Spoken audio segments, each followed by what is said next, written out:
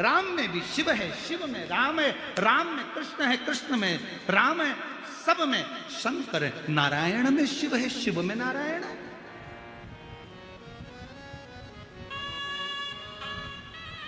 कितना सुंदर बात है। जितने शिव भक्त यहां बैठे हुए हैं और जितने आस्था चैनल पर सुन रहे हैं, आज अपने अंदर उतार कर रखना। पति से निवेदन है, अपने बच्चों के सामने अपनी पत्नी की कभी बुराई मत करना। तेरी मम्मी में अक्ल नहीं, तेरी मम्मी में अक्ल नहीं, ढोर है, पढ़ी नहीं है। पत्नी से निवेदन है, अपने पति के लिए कभी मत कहना तुम्हारे पिताजी में तो अक्ल ही नहीं है, पूरी प्रॉपर्टी इसीलिए तो चली गई, इनने जिंदगी में करा ही क्या, सब तो बांट दिया, रखा ही क्या अपने पास।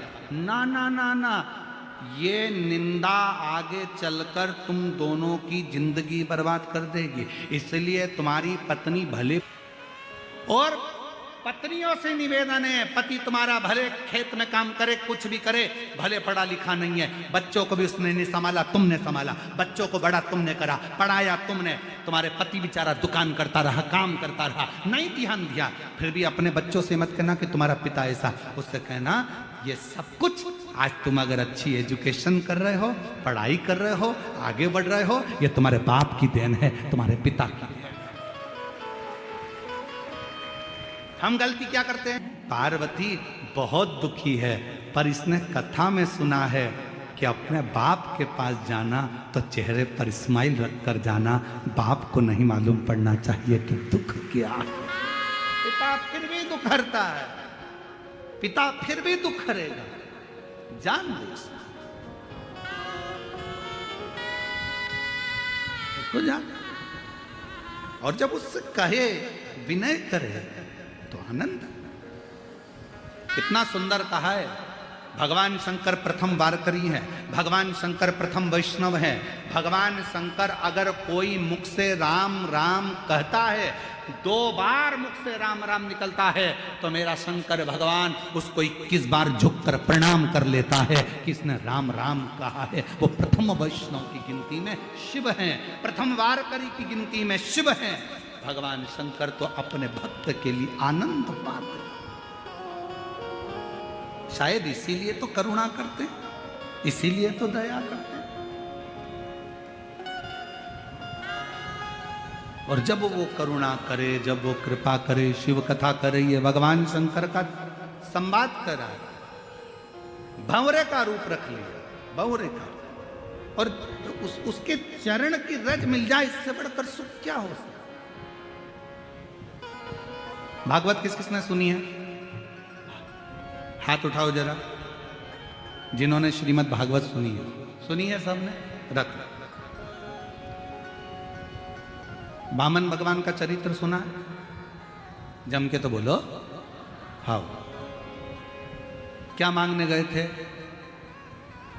राजा बलि के दरवाजे पर? अच्छी जम के बोलो, 3 पग भूमि। ठीक है, मतलब तुम लोगों ने कथा सुनी।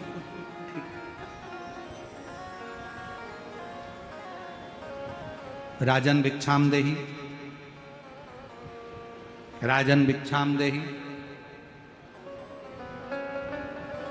राजा बलि आया, क्या चाहिए? 3 पग भूमि।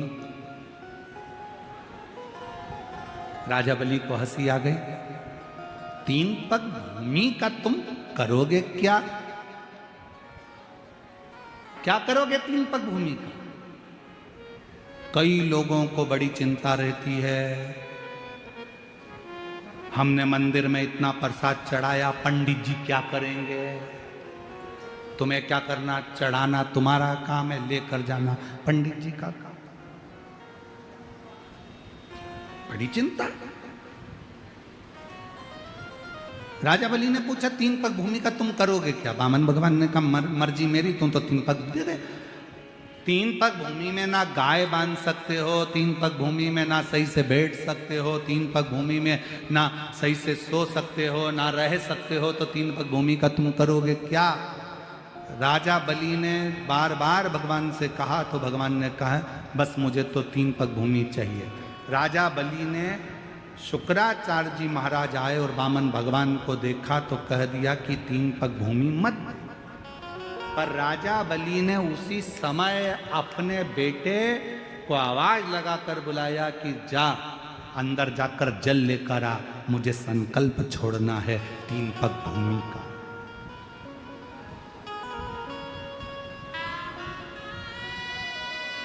जा जल लेकर आ, मुझे संकल्प छोड़ना है 3 पग भूमि का।